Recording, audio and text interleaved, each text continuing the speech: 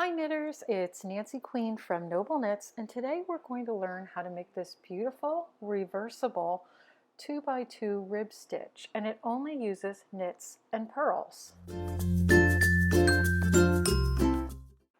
I'll be using worsted weight yarn and a pair of size 8 9-inch knitting needles for today's swatch.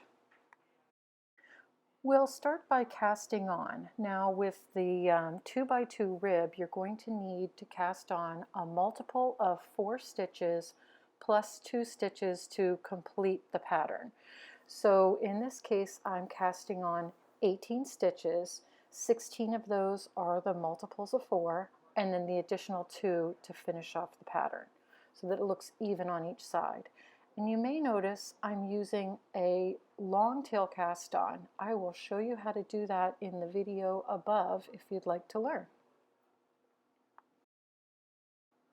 Now on our first row, we're going to start with the pattern knit 2 stitches, then purl 2, knit 2, purl 2, knit 2, and repeat that across the row. So I'm doing that. I'm knitting 2 stitches, then moving my yarn to the front of the work, and then I purl 2 stitches, and I just keep repeating that across the row.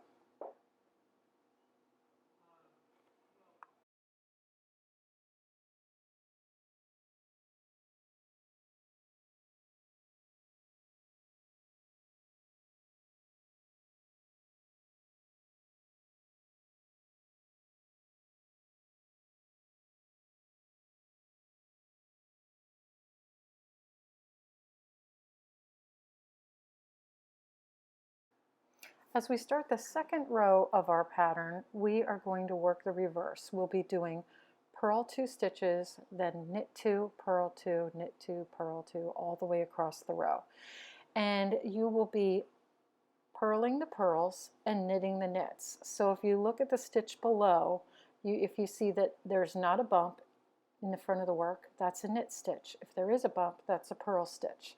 So to create these beautiful columns of ribbing, you're always going to knit the knits and purl the purls. It's easy to remember if you get off track.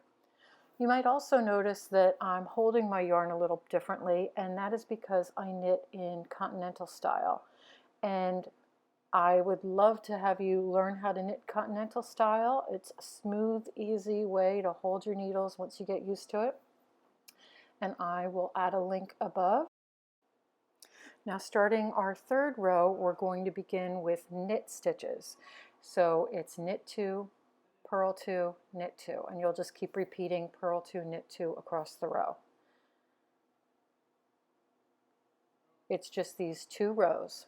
The first row starts with knit 2, the second row starts with purl 2, and you will just keep alternating those 2 rows as you knit your beautiful columns of ribbing.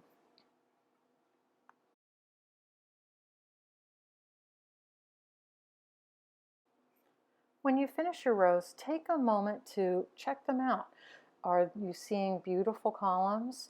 As you can see here, I've got nice even columns.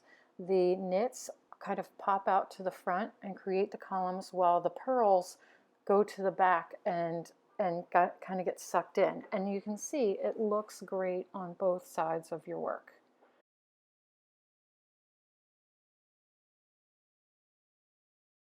Now I've finished my swatch and I'm ready to bind off. So I'm going to bind off in the established pattern.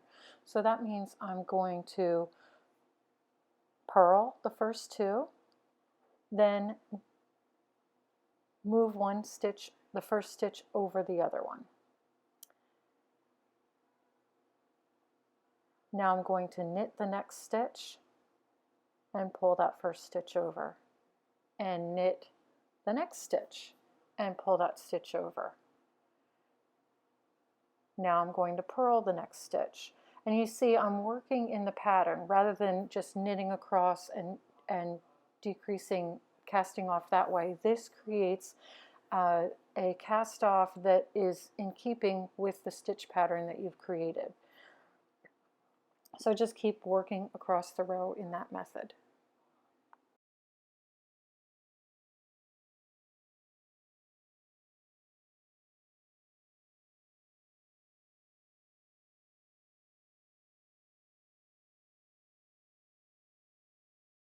Now we're down to the last stitch in our bind off row.